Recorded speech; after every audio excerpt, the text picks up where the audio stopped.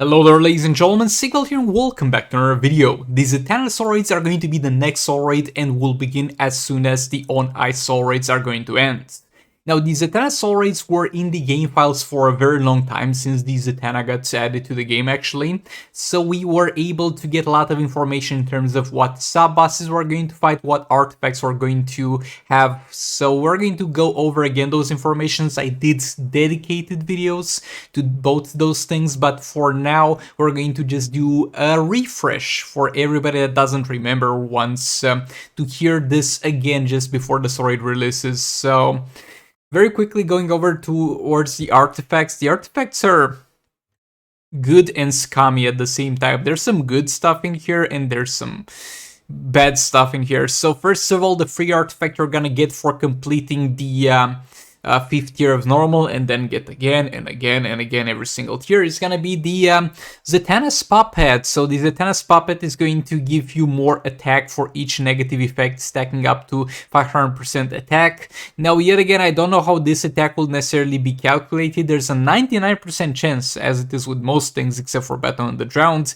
the attack is not gonna be total attack, but it's gonna be base attack. So you're gonna get plus 500% of your base attacks. So for example, Kinflan Sakumen has a base attack of 3000, while max stacking this at level 10 you're going to get yourself 15,000 more attack, which is definitely nice but not the best thing in the world, and I don't think this will be the focal point of this artifact, as there are much better ways to buff damage, and yes, Dark Metal cards will buff damage still better than this.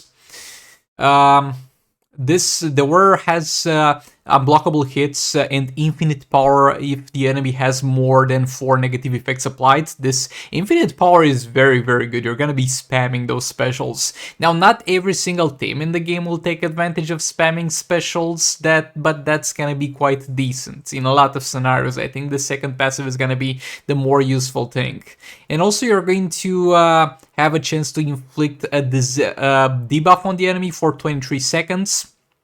It's not going to be Zatanna debuffs that are going to be there forever. It's going to be timed debuffs that are going to be burn, special disabled, blind, tag out disabled, and incoming damage increase. The incoming damage increase side of things is actually quite interesting because this is a very good way to buff damage.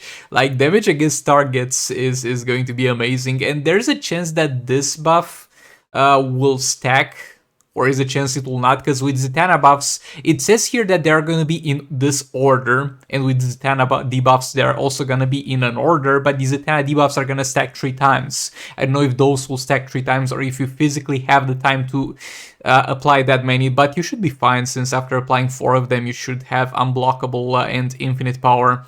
So this artifact is working pretty cool, not gonna lie, I can't wait to see this.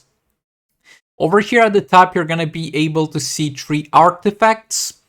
So basically, this is the artifact that gives you some bonuses for fast tech chance, and it's a quite interesting artifact. I'm looking forward to maybe using it if I drop it from the offers without getting too much money. Like, this seems like it has potential to be a good, or at the very least interesting artifact.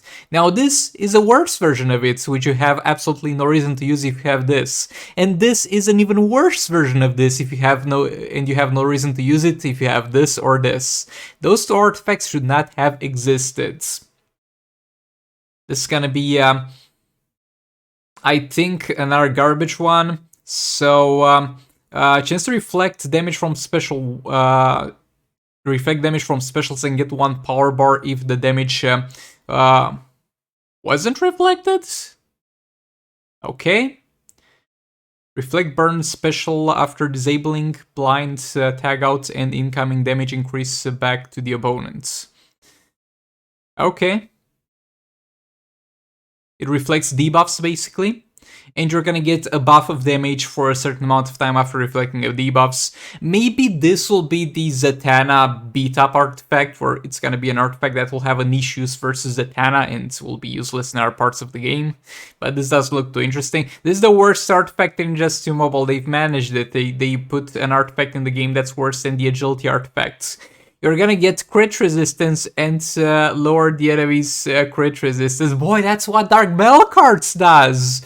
Besides being one of the best damage dealing artifacts in the game, this is basically Dark Metal Cards that requires to be level 10 to be as efficient in terms of the crit disabling as Dark Metal Cards at level 1, and also gives you no damage. This is trash. Or we talked about the Zatanna's puppets. This is gonna be the beta club for special attacks, basically. It's gonna apply a certain amount of the worst damage as dot after a successful special for a certain amount of seconds. And it seems like it has the same scaling as the beta club, the same type of damage dealing as the beta club, and the dot damage will also be able to crit and lethal most likely. Now the only question is, which one is gonna be more broken, the Zatanna book or the beta club? This is trash. We've had power lock and power stop artifacts in pretty much every bundle. This is trash. This is something that blinds and increases your super move damage. You get more attack from the super move if you do it on a blinded opponent. And this gives you more damage for the super move and less damage for the opponent's super move. Bro, you're running out of ideas, Medius. What are those two? But yeah, moving on, this is the picture of these Zatanna soul raids. This is gonna be the tier 1 bosses. Not looking forward to fight Lantern Morocco, and I can tell you that much. Or Johnster Green Lantern, or Flash for that matter. Hopefully they don't have too hard modifiers, because those 3 characters are annoying themselves to fight. At least they didn't put a Super Shield character in the tier 1. Now we're gonna have the Multiverse team led by the Mythic Wandrum, and Multiverse Armored Supergirl gonna have a Supergirl AI, so quite annoying. Green Arrow, if you can combo interrupt, easy fight. If you can't, you're gonna run into trouble. She's useless, and he yet again Flash AI, so that could be annoying. Then we're gonna have here final boss being Red Hood. Annoying enough, those 2 guys are combo interruptible and easy. He's also combo interruptible and easy, unless some crazy modifiers, and Catwoman is annoying to fight usually. Tier 4, we're gonna have this man. Please, please, for the love of God, tell me you have removed his ability to remove all his debuffs when using Special 1. If that's not the case, this man is gonna be a nuisance. Then we have Blue Beetle, that's gonna be easy. Cyber Character is not the most friendly AI, but it's manageable. Shazam, yet again, not the most friendly AI to fight, but it's manageable. And Starfire, if you can combo interrupt, easy. If you can't, you're gonna run into some serious trouble. And the tier 5 bosses are gonna be Zatanna. She's gonna be easy regardless of the modifier they give her, talking about Black Canary here. So Pterodactyl Prey can be very annoying with that special one that takes ages for the animation, wastes so much of the fight. Then we're gonna have Green Lantern here, it should be easy. Swamp Thing should be easy.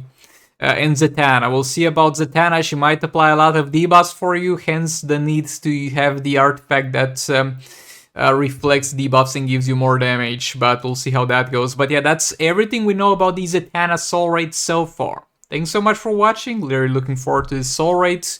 I'll see you all in the next one. Goodbye!